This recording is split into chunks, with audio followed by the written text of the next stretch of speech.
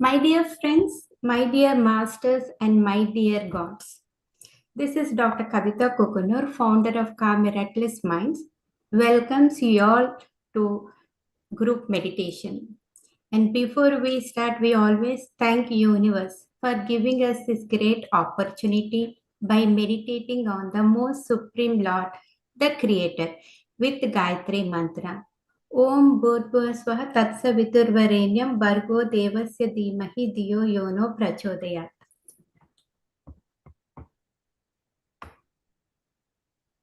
Om Sri Matre Namaha. With much gratitude and heartfelt thanks to PSSM, Pyramid Spiritual Society's movement founder Brahmashi Pitamaha Patriji and Swarnamala Patriji Amma. The purpose of our Miraculous Minds is to learn, practice, and spread meditation and promoting spirituality at organization level to make ourselves blissful, blessed, and attain wisdom by becoming oneness with the universe. So, friends, World Meditation Day is on December 21st. Synchronized meditation with 50,000 meditators. So, please register at oneworldmeditation.org. It just takes 25 seconds. Today, December 13, 2025 is very special as we have Untold Story of Sita book author Dena Merriam from New York, USA, with us sharing words of wisdom on her new book Sita's Yoga. And also we will be doing group meditation. Everyone knows, and for those who do not know, Dena Merriam began working in the interfaith movement in the late 1990s when she served as vice chair of the Millennium World Peace Summit of religious and spiritual leaders held at the United Nations in New York in the year 2000. She subsequently convened a meeting of women religious and spiritual leaders at the Palais des Nations in Geneva, and from that gathering founded the Global Peace Initiative of Women, called as GPIW.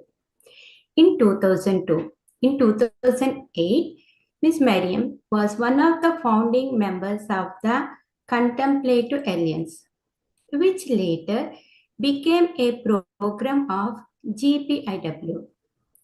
For over 40 years, Dena Merriam has been a student of Paramahamsa Yogananda and a practitioner of Kriya Yoga meditation. Ms. Merriam received her master's degree from Columbia University. In 2014, she received the Nivano Peace Prize for her interfaith peace efforts. She is the author of the book My Journey Through Time, a spiritual memoir of life, death, and rebirth. The Untold Story of Sita. When the bright moon rises, Rukmini and the turning of time, and to dance with darkness. Today we are so and truly blessed and divinely fortunate to be in the presence of respected author Dena Merriam ji.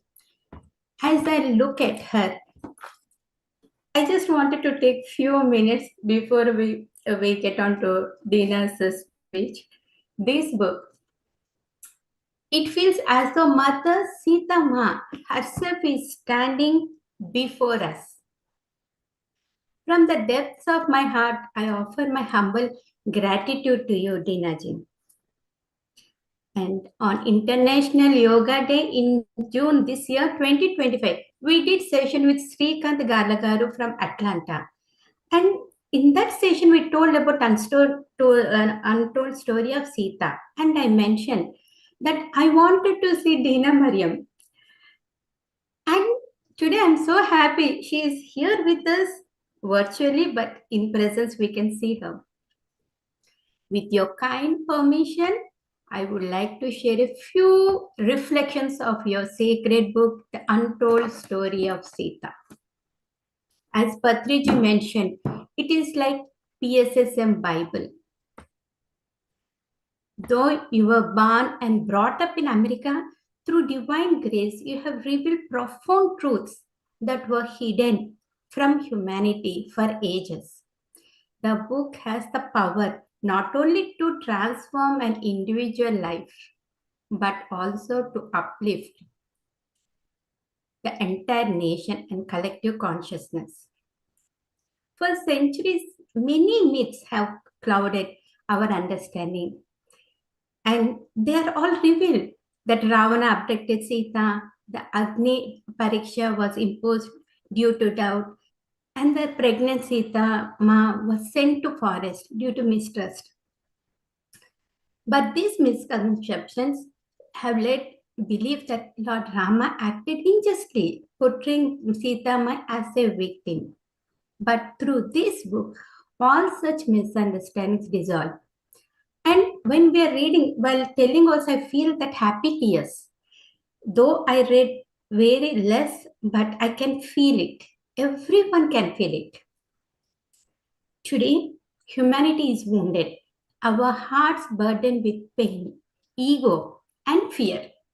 We have drifted away from the nature, and love seems forgotten. But this book gently heals all our wounds. And while reading, we all get connected to Sitama. Right now, we are seeing Sitama. I'm seeing Sitama here, right in front of me as Dena Merriam. And every incident we can feel. Just one more minute, Masters. I will just take that such a wonderful because author is here right in front of us. And the book has two parts. Part one as Meenakshi in Mithila, living in divine union with Sitama, and part two as Ansuya in Ayodhya. One thing, Mother Sitama's spiritual path is revealed through her intense meditation. She does meditation for several days with boundless compassion for all human beings. And one thing that really touched, or I would say for the people here, that a tigress whose cub was killed by a hunter. And in anguish, the tigress killed a young boy. All that overcome with this grief, the tigress, when it laid on Sita Ma's lap, and Sita Ma looking into the eyes with infinite compassion, she said, "What you did was wrong. Now go quickly and before the hunters returns." So everywhere she is showing the passion to animals, and she helped the people. It is incredible. You cannot express that much information is there. And also about the spiritual parenting, the King Janaka, how he raised Sitama, nurturing wisdom, strength, and compassion. And every sacrifice Sitama did was by her own free will. Only few know that she devoted a major part of her life to Lakshmana, even though she is having young children of her own. And her journey to Lanka was a conscious choice to destroy the evil within Ravana and to restore Dharma. Even her exile during pregnancy was not due to mistrust. It was the fulfillment of promises made in her previous birth. There is so much, and I would definitely tell everyone to read the book and see one thing. Ravana possesses the power to alter consciousness itself in the other person, but it's a big fight with the Lord Rama and Ravana for the purpose of good, and how Sita Ma survived her entire year without food, water, or sleep. It's an amazing, a feat beyond human capacity. And ultimately, the divine was not about hatred, but about conquering evil through love. And it is not confined, Mother Sitama is not confined to history. She exists everywhere, sun, earth, nature, and every being. She is the embodiment of universal love. This sacred book is meant for everyone across all ages. Even children can read it, understand, enjoy it. May this divine wisdom awaken love, compassion, and truly in every heart. Thank you so much to Dena for giving me this opportunity. We welcome you warmly. Please. Namaste to everyone, and thank you for inviting me. I'm always happy to speak about Sita Ma, and I never expected to write a second book on Sita, but this book came to me through a vision that I had, and for the first time, I'm writing about a story that's not my story. It's the story of a village woman, a very advanced soul, who lived near where Sita was when she went into retreat after the return from Lanka. And there was trouble in the village, and this woman, guided by Sita, helps lead the village through its difficult times. So I want to read a little bit. In the introduction, I talk about how this book came about, and I want to read just a little bit of that. And then I want to read one of the chapters. Each chapter is a different aspect of yoga. And I want to read the yoga of gratitude. You talked about gratitude. And since we've just sort of in the US passing the Thanksgiving season, I was thinking about gratitude, and when I was writing this chapter, as it was coming through me, because as it comes through me, it was a teaching for me as well. I was very much dwelling on how to incorporate gratitude more deeply, how to embed it into my life. But let me just read a paragraph from the introduction. My greatest interest in writing about Sita is to show the effect she had on the people of her time. Ordinary people whom she encountered, who were perhaps not so ordinary, but who were very much like you and me, taking care of families, doing their work to sustain themselves, contributing to society, thinking about the purpose of life. How did she guide them, and how did their interactions with her transform them? After all, the avatars take birth for you and me. They are engaged not only in the grand battles on earth, but the small ones as well, the ones which confront us every day, which teach us to transform our own negative emotions and to counter destructive energies that harm not only us, but the rest of the world as well. This perpetual battle existed during the time of Ram and Sita, and it exists today as we see the prevalence of anger, greed, arrogance, selfishness, and indifference, and the fear that is generated from these negative traits. In Sita's time, these negative forces found their greatest expression in the personality of Ravana, Lord of Lanka, and his minions, who inserted anger, arrogance, and greed into the collective mind.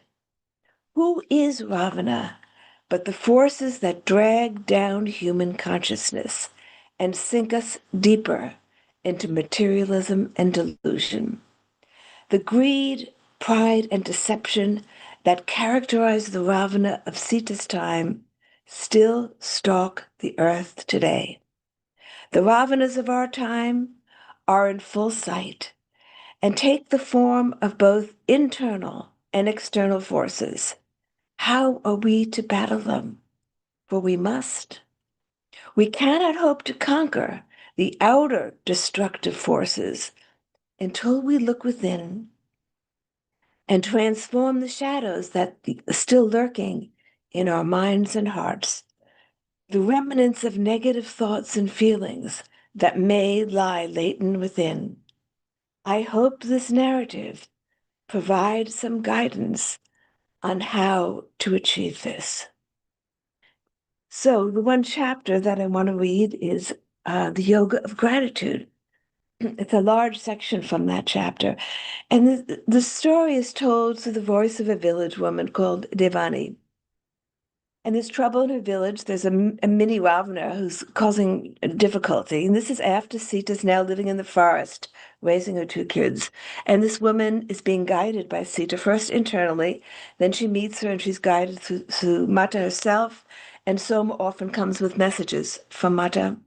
And she's just had a very difficult conversation with the woman of the chief of the village, who's a very a critical, complaining woman, no gratitude in her, and Devani is frustrated with her, and so she goes to the forest seeking some guidance on how to deal with this troublesome woman, and she meets Soma there. As I sat with her, I explained that the tension in the village was reaching a crisis point, and I feared it would explode in some untoward event.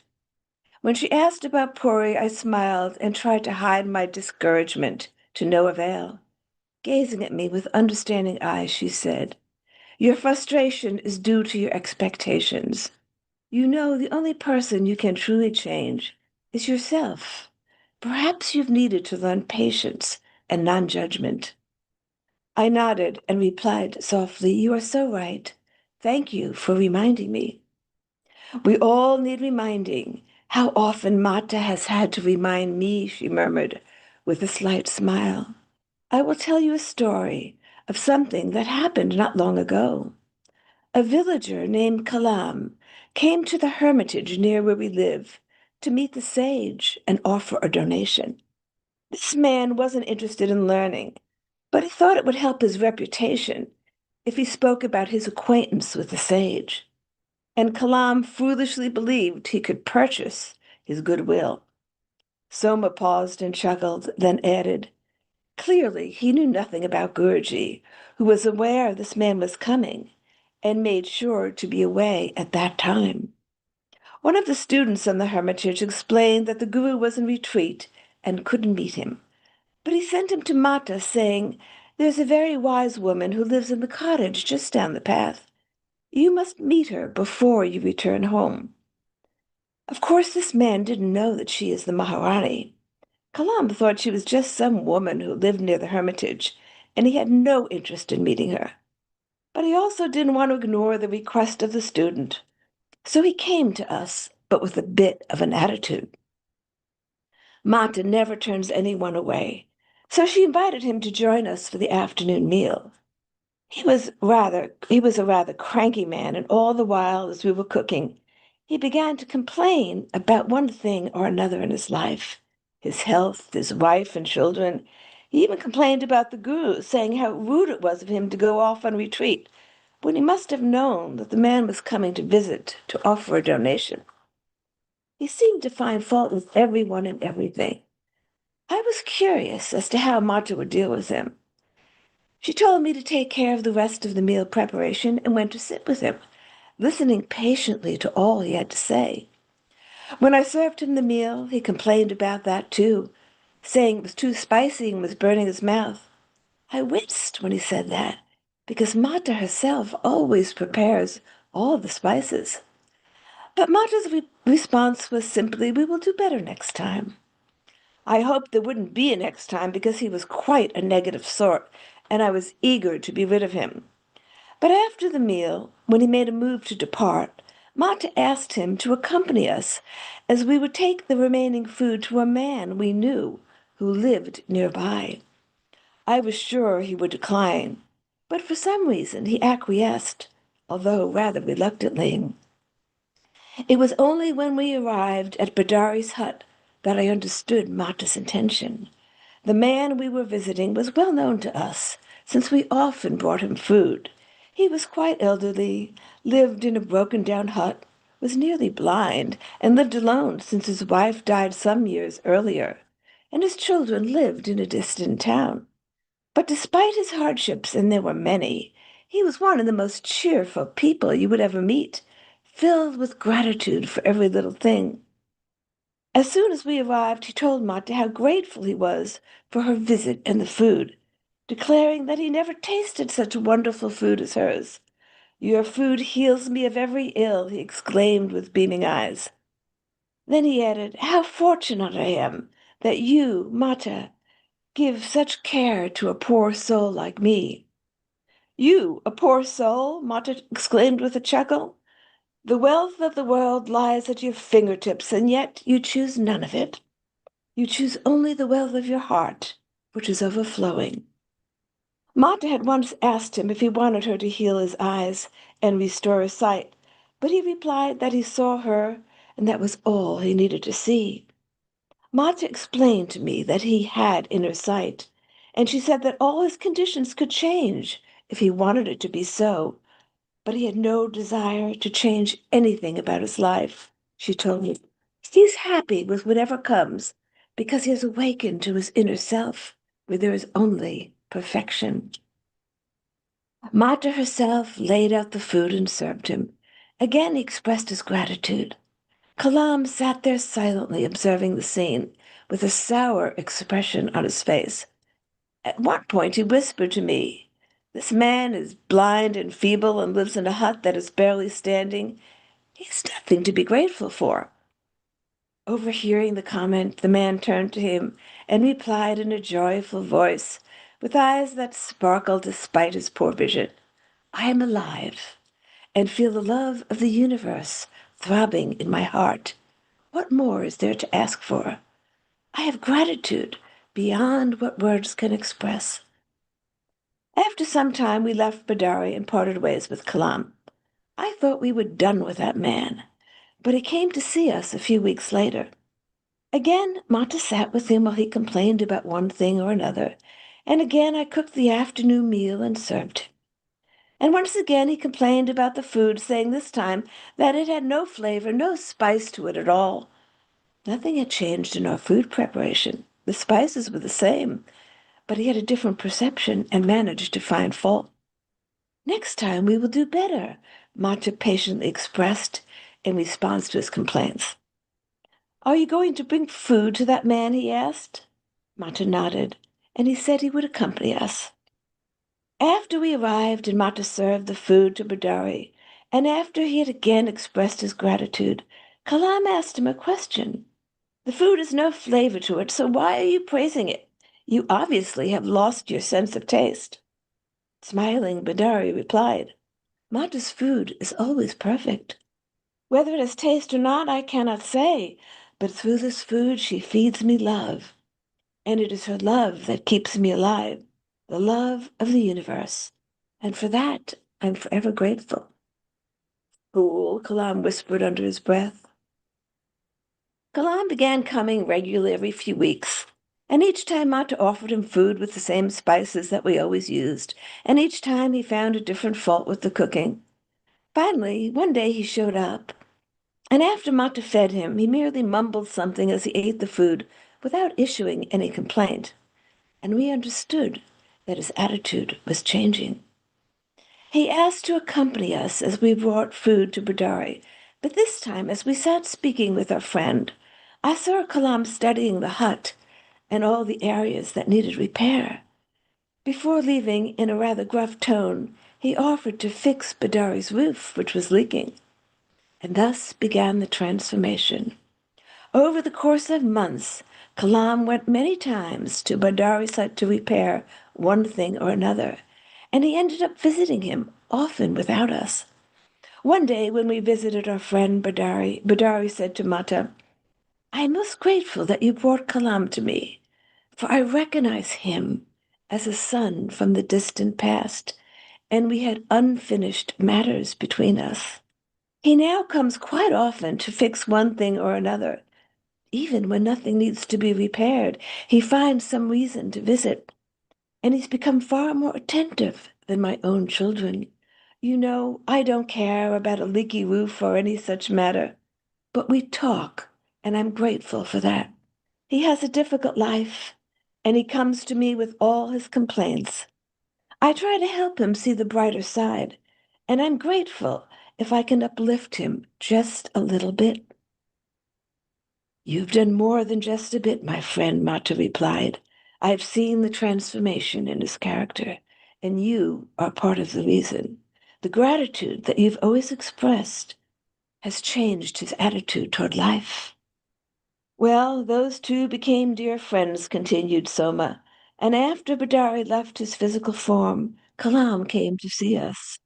Mata sat with him for a while, and he didn't utter one complaint, not even the suggestion of a negative thought. Our dear Badari, under Mata's guidance, had taught him the yoga of gratitude, and he became a changed man. Before leaving us that day, Kalam looked at Mata with tears in his eyes and said, "How grateful I am that you came into my life and introduced me to Bardari. Knowing that I was able to be of some service to him has given me great pleasure.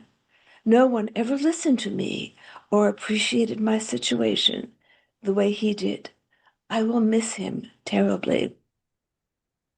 After Kalam left, Mata explained that he owed a debt to Bidari from the past, and it was one that contributed to his negative outlook on life. Mata knew that Bidari would help him pay off that debt and overcome this negative trait. That has now been accomplished. Mata's teachings was not just for Kalam, but also for me, because she saw my lack of patience and how quick I was to judge. Without saying a word, without a single reprimand, she helped me to see where I was lacking. How many times I complained to her about Kalam, saying that I wished he would never visit us again. At such times, she would only smile at me and tell me to watch what would unfold. This is how she teaches us, Devani, quietly, subtly, without one even noticing. She opens your heart. Once she told me that by practicing the yoga of gratitude, the heart opens and love flows, and love is the source of all good things. It enables that deep transformation without which we cannot see things as they truly are. Soma was quiet, and we both rested in silence for several minutes as I absorbed the story she just told, feeling Mata's presence as if she was with us. Then Soma continued, "Gratitude helps us to see the true nature of things because everything that comes to us, every condition, no matter how adverse, is for the purpose of awakening and can lead to a positive outcome. It all depends on our attitude." I know this was Mata's attitude even in childhood. I came to Matila after the drought ended, but there is a story the servants used to tell.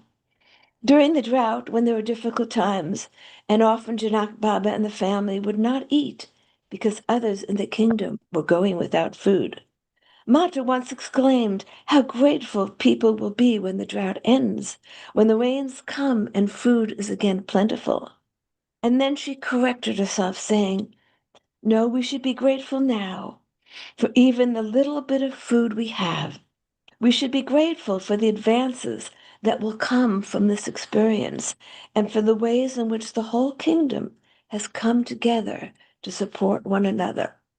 And indeed, advances came, new methods of providing water for the fields. Out of adversity comes progress. A certain tension precedes the birth of the new. Mata often says this. And even though it is difficult to hold this view when the world looks bleak, gratitude helps to awaken the creative energy to overcome adversity. Mata has shown me this again and again. I want to repeat that line. And even though it is difficult to hold this view when the world looks bleak, gratitude helps to awaken the creative energy to overcome adversity. The servants, hearing what Mata said, were discussing this when Janak Baba entered the kitchen. Overhearing what they were talking about, he exclaimed, "Sita is right. Gratitude is a yogic practice that everyone can perform.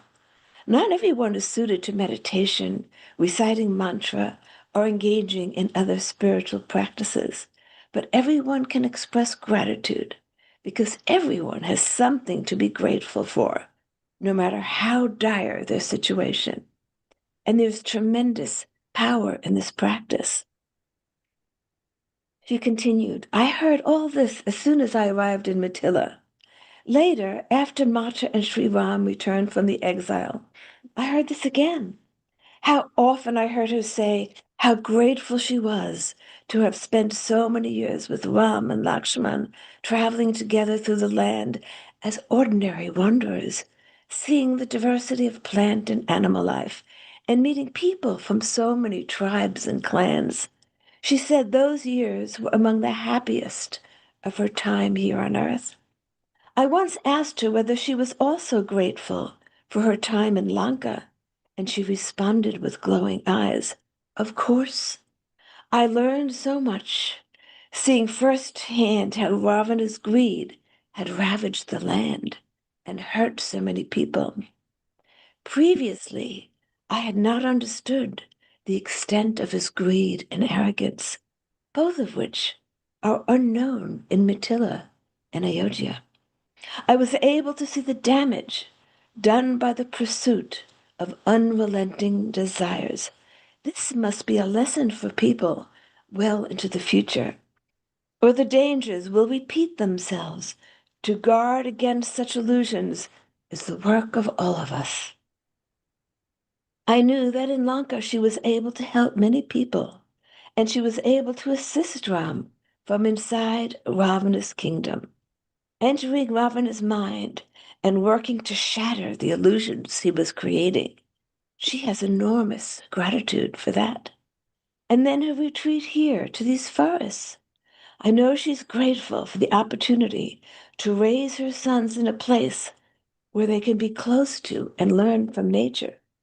She often says that cultivating love for the plant and animals of the forest is just as important as any knowledge they will gain from the sages.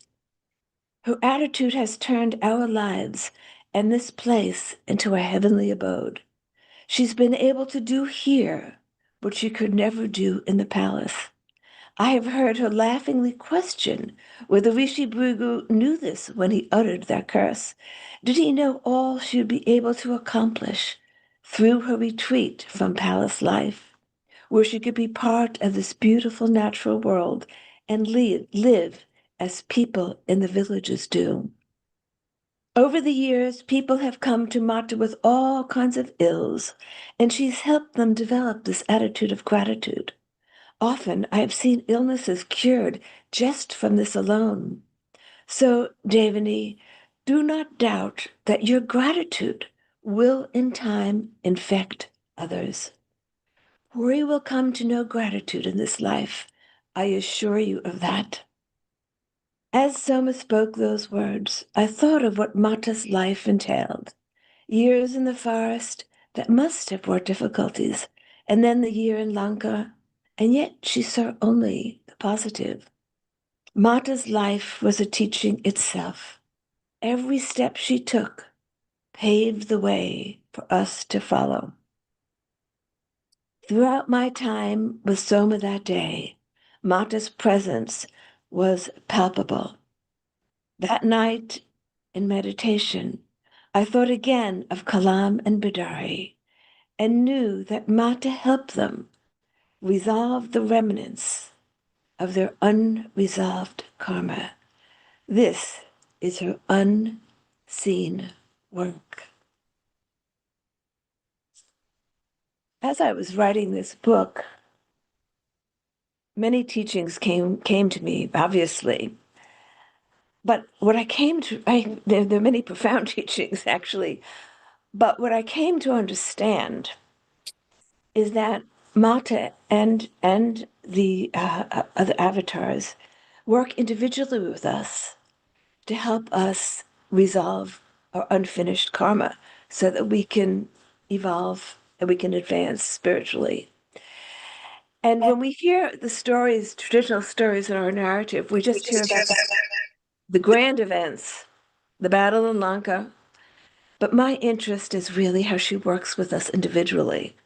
And during her time on earth, as you'll see in this new book, she worked with many, because when an avatar takes birth, many souls incarnate with them to help with that work who are near the end of their karmic journey.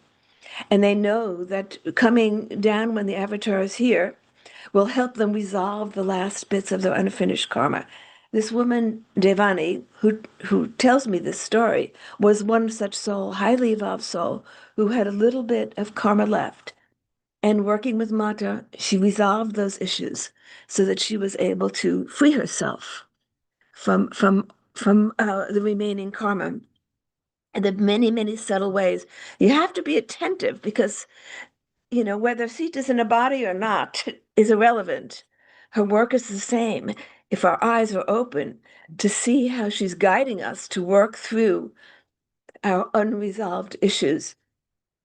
And if we're asleep and don't see it, we'll get another opportunity, and another opportunity, and another opportunity until we finally wake up and see how she's guiding us. And that's why I call this the yoga of awakening. And it's about moment to moment how we live our everyday life. So I will pause here to see if there are any reactions or comments or any questions you'd like to ask me. That's amazing, Tina ji. And please, if anyone wants to speak anything, can raise your hand or unmute.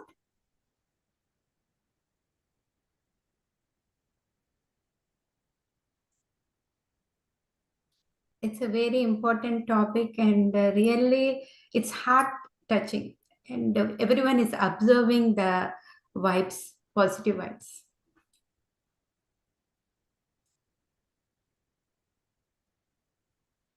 I think everyone is enjoying Dinaji. Comments, no questions.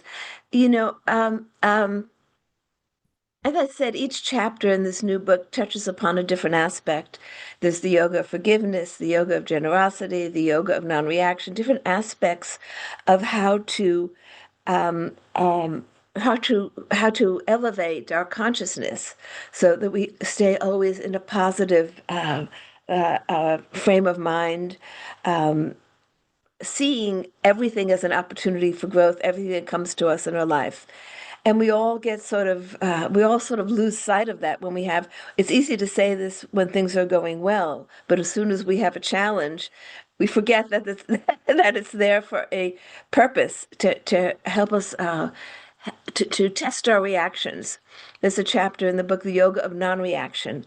How do we not react to external events and yet be able to help external events? How do we have be able to emit a positive energy and not react to things that are being thrown at us all the time?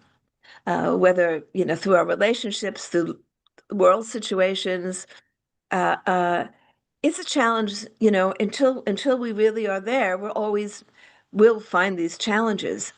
And as I say at the beginning, I found that the story of Ravana is a profound one. We talk a lot about how the Mahabharata was an inner battle, and so much has been written about that it's really about the inner battle with our own uh, negative traits, which were represented by Duryodhana and the others. It's the same thing with the battle in Lanka.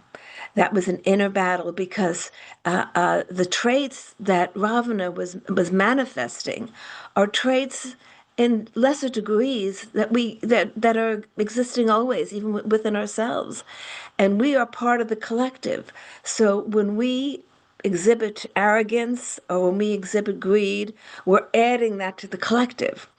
And in the chapter, The Yoga of Generosity, Mata says the way to counter greed is through generosity, and so she says that greed is like a dam blocking up the river, but that once you start practicing generosity, the river flows freely again. So all these many ways in which the qualities that Ravana manifested are qualities that at times creep up in ourselves as well, and that's really our battle, because however we are, we're adding to the collective. And so as I was writing this, I was thinking very much about the world situation, because I see Ram and I see Sita as very active in the world today, not some far off Devi sitting in some astral realm or some high celestial realm. actively working with those who are seeking to be guided to help advance the world's situation. So there are a lot of Dina ji, reflection. Hmm? sorry to interrupt, Dina ji. Many have expressed their comments that it is wonderful realization, Dina ji, about gratitude, love, and forgiveness. And also Nanda ji, such a wonderful explanation about gratitude and love. They sent messages in the chat showing their gratitude. Yeah. So you know, I mean, gratitude is puts us in a positive frame of mind, and it helps. Uh, um, you know, we all encounter. The other lesson is this was Devani, who was an advanced soul herself, how she had to deal with these characters in her village. So after Ravana was defeated, that was not the end of the story, because he was seeding the collective mind with negative traits, and we're all part of this one collective mind. So in pockets elsewhere, these mini characters, mini Ravanas, I would say, would pop up. And how to deal with them is this is the situation that this woman is encountering, how to deal with a mini Ravana. And we have Ravanas in our world today. We have powerful Ravanas in our world, gobbling up resources, acting in cruel ways. And how are we to deal with them? That's the question that this book deals with. How are we to deal with them? And so each chapter is another example of how, and it's looking within, as it is within, so it will be without, and to realize that we are part of this collective. And so, whatever qualities we manifest in our own minds are qualities that are going to be in the collective field. And so, to understand our responsibility to the collective is very important, actually, because so many people come to me and say, "What can I do about the world situation?" You know, it's of course, you know, everybody has a different dharma to fulfill, but most importantly, what we can do for the collective situation is to purify ourselves. That's the most powerful thing, because if you work externally in the field and you're not purifying your own mind, then you're also adding to the shadows of the world. So to purify our minds, which is of course what meditation helps with. Meditation is a key part of this. But in addition to meditation, it's being watchful and observing and seeing where these qualities that you don't want, where they creep in subtly. It gets subtler and subtler. Original మన body ఎంత Yeah, please can someone unmute, mute yourself? Okay, I think, yes. Yeah, sorry.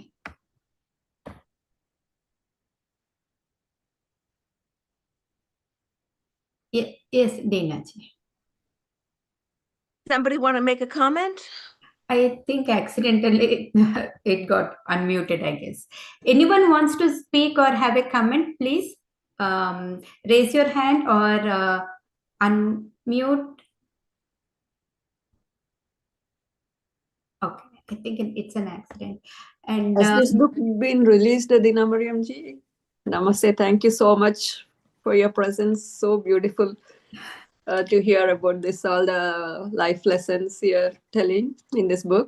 So has it been released or is it yet to come? Are you in the process of Going to writing? be released. It's in the final stages of printing now. It will be released in January. Mhm. And I'm actually going to India in January for a book release, and we'll be giving some talks on it. But it will be available on Amazon, should be available on Amazon in January. Okay, looking forward to it. So nice, so wonderful. Can't wait to read that book. Thank you so much. You know, my hope is, as always, is that through the book, people are able to come into the presence of Sita, and she becomes a living reality in your life. Interestingly, in this book, Ram was also a very strong presence.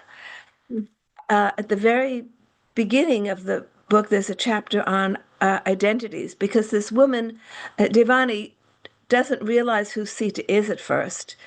She she has a connection with her internally, an internal guidance, an internal presence.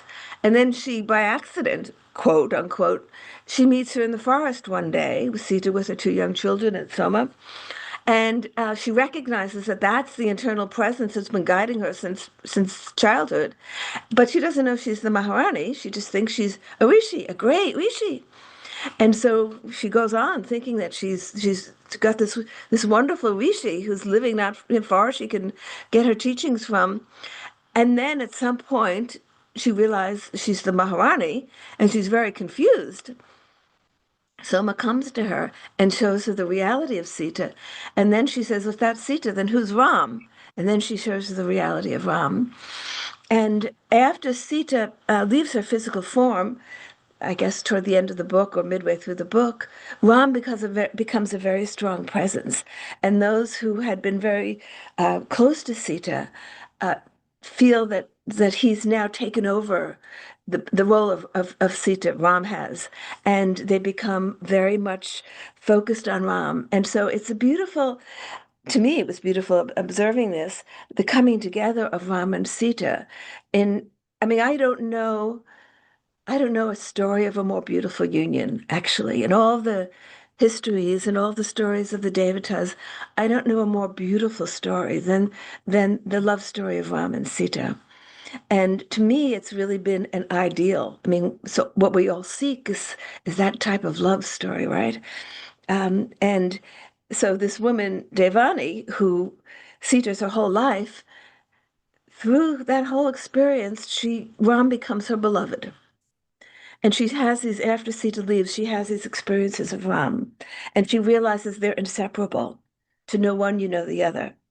And so through this whole experience, I've also come into that relationship with Ram, realizing that they are both very active living presences in the world today. So whenever I get discouraged by the world's situations, which does happen, I realize that, we're just emerging from a dark era of human consciousness. We're just emerging from a period of gross materialism, and we are emerging from it. But depends upon whether you look in decades or millennia. We live in a world where we just look at a decade as a long time. But if you look through the millennia, we're in an upward part of the cycle. And so Ram and Sita are very much guiding this whole Yuga cycle. Narayan and Narayani are very much guiding this whole Yuga cycle, the whole 24,000 year Yuga cycle. And so it gives me comfort to know that you have to sort of step back and take a long view of the world situation. It's hard because we live our day-to-day lives and you read the news and it's like humanity seems crazy. Um, so I think that's greatly comforting to know that those powerful guidances are there. And as each one of us advances spiritually, we're helping the collective advance. That's a very important message. Our role, so our responsibility is not just to advance for our own sake, but for the collective. Okay, somebody asks a question now. And also, Dena ji, we have some comments in the chat. Shall I read? I think Dr. Mamata said, thank you so much, Dena ma'am, sharing your experiences and making us aware of importance of love and forgiveness. And with meditation, we can achieve it. And Sunita, she said, thank you so much, Dena Merriam Master, for sharing your experiences and journey with Sita Mata. Lord Rama, we are blessed for extending love of Lord Rama, Sita for many births. Thank you so much for your knowledge and love. And can you please suggest any advice how to connect to our inner self is the question. To feel the love of Lord and inner consciousness. That was the question kept in the chat, Dinaji. How do we connect to our inner self and feel the love? It's for each person, it's different. You have to find what works for you. For me, it's been two things. It's meditation, which, you know, we're a meditation, we're meditating people, so we know meditation is a crucial part of it. And I learned early on that even when nothing is happening, meditation, something is happening. In other words, even if you're not aware that anything is happening, something is happening. And for me, the other way is writing. When I write, I attune myself with a higher energy, with a higher self, so that I can allow things to flow through me. How to connect to your inner self, and feel the love of the Lord, of inner consciousness. I think invocations help, like, you know, doing mantra, or just trying to keep your mind centered on some aspect of the divine. Finding little ways to keep bringing your mind back to the divine. You know, I think that each person has to find the things that work for them within the context of their life. I think reading uplifting books certainly helps. You know, reading it and then meditating on some of those stories. So I think there's not one way, aside from meditation as being the foundation. Meditation, reading spiritual texts, doing mantra, uh, um, you know, filling yourself with the consciousness of Sita or with Ram. These are different ways that you can attune yourself with their energy. When I attune myself, when I invoke the presence of Sita, she's right there. When I invoke the presence of Ram, I feel Ram in my presence. I feel Ram. Ram is a living presence to me, not a separate idea, a living presence. And I try to keep bringing my mind. If I go too much throughout the day without having my mind on that presence, I have to bring it back. Just uttering the name Ram does it for me. Um, so try out different things. Whichever of the devatas you're closest to, uh, uh, maybe it's Sitama, whichever one of the devatas you're closest to, just keep sort of bringing your mind back to that devata at different times throughout the day. I hope that helps. Absolutely, Dinachi. Yeah, that so many things you have mentioned. I can see, as you said, like Lord Ram and Sita in you. So I am so blissful. And anyone wants to uh, unmute and speak? You have to feel it, then only we can. That's true. What I Absolutely. would like to do is after people have read the new book, maybe we can Yes. reconvene and talk about different aspects. My thought is that perhaps one day in the future, do some kind of retreat. It could be a Zoom retreat, taking different chapters and different, because each chapter has a different story. Some of the teachings are directly from Sita, some come through Soma. A different story uh, um, about how the practice is transformative. And I talk at the very end of the book, I talk about my own personal transformation through writing this book. There's a chapter on the yoga of forgiveness, and I had to go. I have a family member that I've had difficult relationship with. I've had to go through. I've had to look at my own life. Have I forgiven at a very deep level? Uh, because it goes. We hold things sometimes deep inside, and we're not even so conscious of it, but we're still holding a hurt. And it's a matter of letting go of all hurts. And when the chapter on non-judgment, I was many things that are going on in our political life here in the US, I was judging. And I said to myself, I'm writing about non-judgment, the yoga of non-judgment, and I am judging.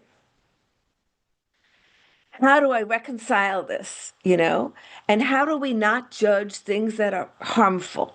Big question that the book raises is how are we to be in the face of harm, people who are causing suffering.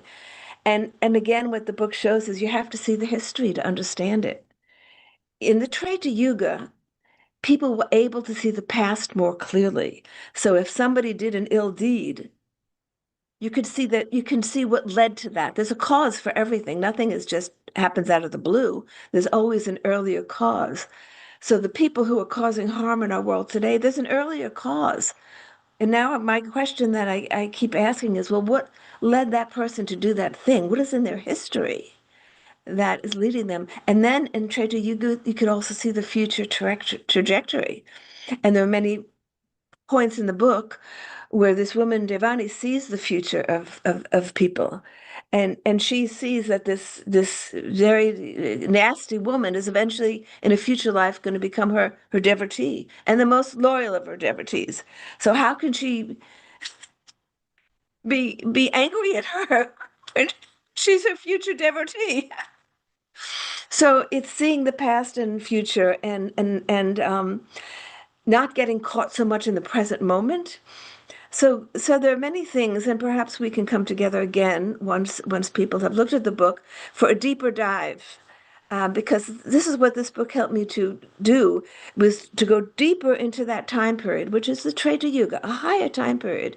And the problem with the traditional narratives that have come to us is they've been filtered through a Kali Yuga lens, patriarchy and all that, Kali Yuga lens.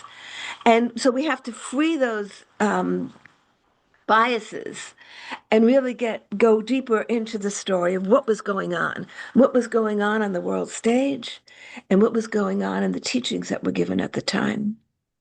Dina ji, So, hmm. sorry to interrupt. And Dina ji, while in this connection, just wanted to tell you with the Devi Chakra Master, we just did last session and making peace with past. Since as you are saying that non-judgmental and many hurts, everyone is getting wounded, and your upcoming book. So I just remembered because we just did that session, and I told Devi Chakra Master that we are bringing Dena Merriam to our. Then she said, "Amazing, we love you." And I love you all. That is If such. there, if there are Thank no you, thank more, you. if there are no more comments, Yes, and I think just now we got from Rahanshi. Thank you so much for wonderful session and the best book. I read multiple times. I think she's saying connected to the Untold story of Sita. And while reading the book, feeling much deeper energies during meditation ever since that. See, everyone, Dina ji, as you said, everyone, there is so much. Even I can speak for 1 hour, but we do not have time on that book. So everyone has to feel it and express, as you said. yeah. Despite our difficulties, we have to keep coming back to that, knowing that everything that comes to us is for the purpose of awakening. And that helps us get through whatever difficult times we have to, individually and collectively. Individually and collectively. Exactly, Dinaji. And after reading your book, the about Lord Sita and Rama, it is such a pure way that there are no misconceptions. Everything is with free will. Sita Ma did, and how it is all that misconceptions have been gone, and people see how great they are. Um, so so much, and yes, Dinaji, you want to go ahead with the meditation, or you want to say many? Let's close with a 10-minute meditation. Yes. Yeah, And definitely we can. I'll let you take us out of the meditation. We'll just close now. We'll just let's I'll just speak for a minute or two, then we'll go into meditation. Then I'll let you, when the time is up, I'll let you bring us out. Let's again dwell on the story we just heard of Sita, the patience she showed to this difficult character, Kalam, and knowing that she was helping him resolve an unfinished karma, and that by serving this father from his distant past, he would resolve an old relationship. And she had the patience and the non-judgment to see, and the vision to see how it would lead, where it would lead to, how it would be a healing, and how this character would be transformed through this experience. And she does that with each one of us. With each one of us, she brings us opportunities to heal old wounds, to heal old relationships. And we must take those opportunities and be grateful for them, and to be grateful for the opportunities. Let's feel the presence of Sita, how she comes to each one of us individually, knowing our past and knowing our future, and has unconditional love for us with no judgment whatsoever.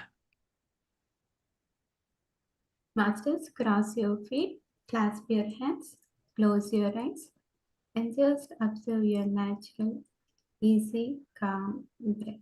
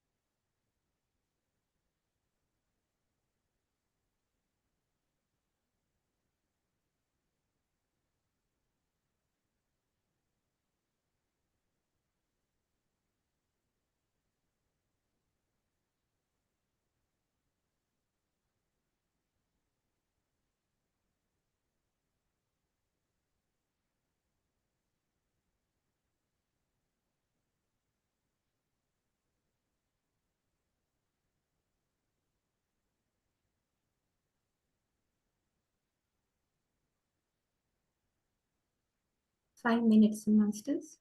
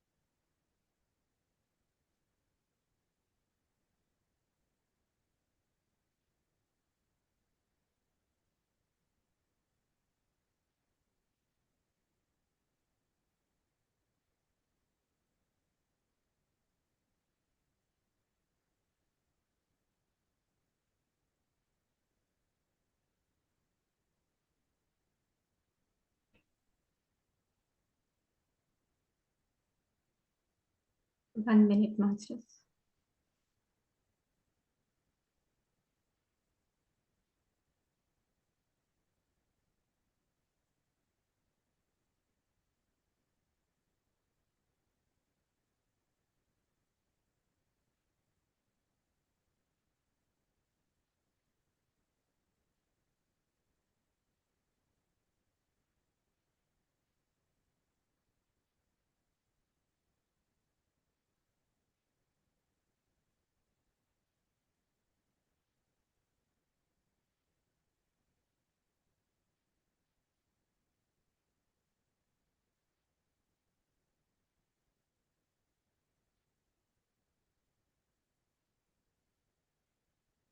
And when you are ready, just place your hands on your eyes. 10, 9, 8, 7, 6, 5, 4, 3, 2, 1.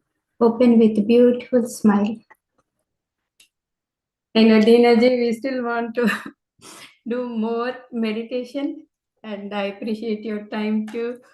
Thank you so much, and we are very, very grateful to you for today's session and the yoga of gratitude and so many about your new book. Thank you so much. And I think can we take few more minutes, few questions? I think Gargi has raised a hand, so let me. Yes, please unmute. Yeah. Thank you, Dena ma'am, for this beautiful session. And I just want to share my experience. I just finished reading your book, Untold Story of Sita. And I have been introduced with the Rama and Lord Ram and Mata Sita's presence, especially Lord Rama's presence when I was reading Ramcharitmanas before. But after reading your book, this Untold Story of Sita, it helped me to, understand love. So now I can, feel the love, and I feel like I expand when I become one with love, and it's such a beautiful experience that I'm able to feel the love. Love for me is just that oneness which is expanding. So that experience has come after reading your book. And it's so beautiful. Initially, when I started your book, it was the presence I could feel. I was like freezing. I was used to freeze. But after I finished, this love thing has come into my life, which is like expansion of myself or something. So it's so beautiful, and so grateful to you for this, for the untold story of Sita, as well as I'm very much looking forward to your next book. So thank you. And last time in Reinvent, you read some excerpts from this book, Sita's Awakening, Sita's Yoga. So again, I was like, my whole body froze when you were reading it. So it's an amazing experience when you read book or when I'm reading the book. And thank you so much. I have no words for the, deep gratitude to you. Thank you. Thank you for sharing. That was beautiful. I'm so happy. Thank you. Yeah, thank you, Gati, for sharing your experience. And wonderful. And just one more we will take. Usually we keep our sessions 1 hour, but today we are so happy to extend a little bit more with Dena's permission. And one more we will take if anyone wants to.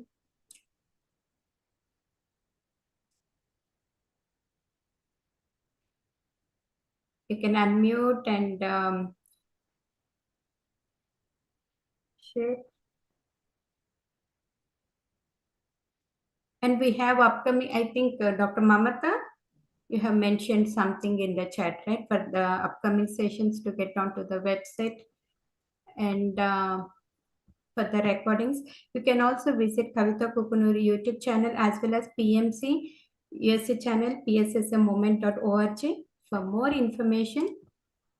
And we will bring you back again, Dena. We do not want to end the session. We wanted to have many more sessions with you. And so how much we speak about the untold story of Sita, it is just a drop in ocean, because today we are seeing Sita in you and Lord Rama. So that is a beautiful presence. And I think one more, I think Radhika, yes, please. One more master. I wanted to express gratitude to Dena ma'am. Thank you so much, ma'am. After reading Untold Story of Sita, like whole of 45 years, whatever I was believing, I was always thinking Ram was harsh to Sita, and how can this injustice be done to a woman like that? But then after I read your book, all those things vanished, and I'm just so glad that in reality that was not the case, and Sita chose the things that she was doing, and it just relieved so much of some kind of feeling or whatever, that experience that I had for so many years. But after I read your book, it just cleared up everything, and it was really it's a great book. I would love to go back and read again. It's been 4 to 5 years back now, but I can always go back and read it again and again. It's beautiful. Thank you so much, ma'am. Thank you for sharing. Yeah, thank you. And Dr. Mamata wants to share this video.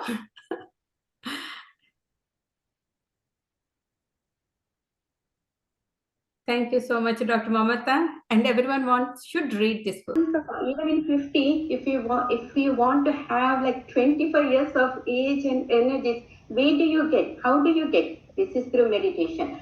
And club or book reading, for me, Mother's Day gift. And it is a wonderful book which Patriji has emphasized to read. He said it changed his life, and it will change everyone's life. It's amazing. You will connect to the a higher conscious, how to live a dharmic life of Lord Rama and Sita. This book author, Dena Merriam, she wonderful again, pure emotional story and gives lot of enlightenment. And there are all the facts or myths or misconceptions, whichever were there, they all will be Untold. And through past life memories and meditative insight, Dena Merriam reveals Sita's profound relationship with nature, her quiet courage, and her spiritual mastery, inviting readers to see the Ramayana through a compassionate feminine lens.